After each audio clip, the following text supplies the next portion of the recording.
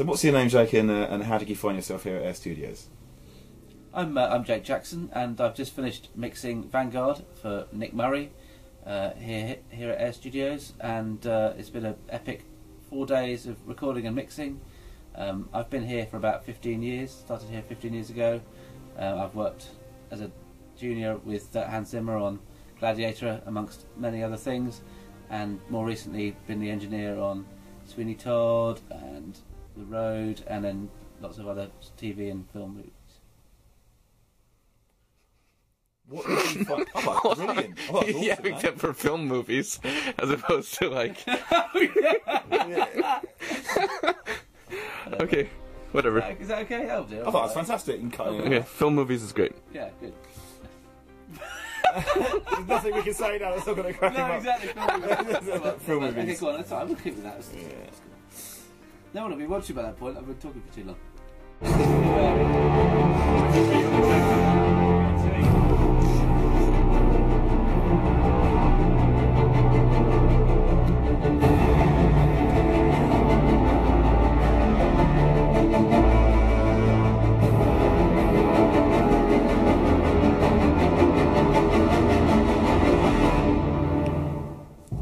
So, Jake, what did you find different about recording this trailer album compared to other trailer projects you may have worked on? Well, speaking to Nick, it was apparent that we wanted to make this epic and as big as possible, so we chose to do it here at Air with the best musicians in London and the best sounding room where all the other soundtracks are done. And we talked about mixing it in surround and mixing it in stereo, and we realised that doing it in surround would be new to the genre and would make this album stand out and be even more epic than it actually is. No, that was good. More epic than it actually is. That's brilliant. Is that okay? Yeah. That's fantastic. Because it's so weird. More epic. It's more epic than it actually is than you're thinking. No, but that's underselling it. That's like it's more epic than. Yeah. Oh no, that's such a shame because the rest of it's so good. Okay, go on. Okay, take two. right, Just you got it. Okay, cool. So, Jake, what did you find different about working on this trailer album compared to other trailer albums that you may have worked on or heard yourself?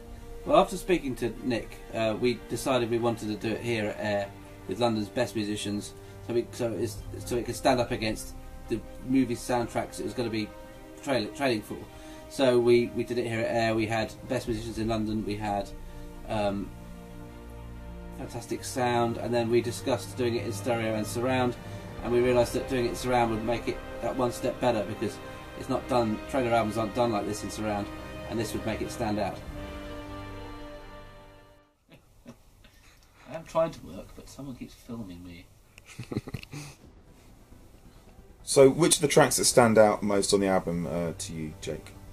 I think the album is really strong. There are 11 really strong tracks. A couple of favourites. There's like a more lyrical and choral one, Legionnaire. There's Taboo, which went down really well with everybody here. We spent a lot of time discussing that one.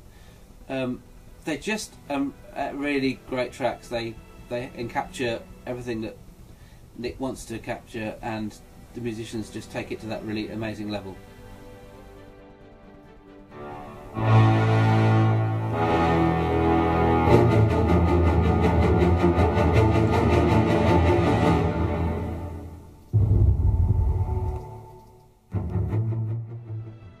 What was it about Taboo that you think really kind of caught everyone's attention in the room when you were recording and mixing?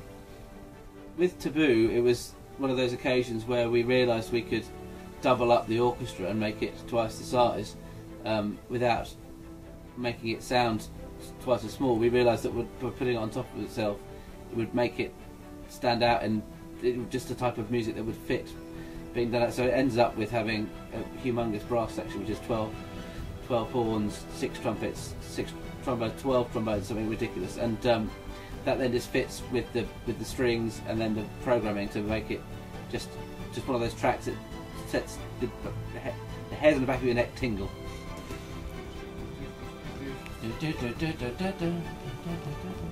Is that a decision you make on the fly during the recording session, or is that something you would plan out?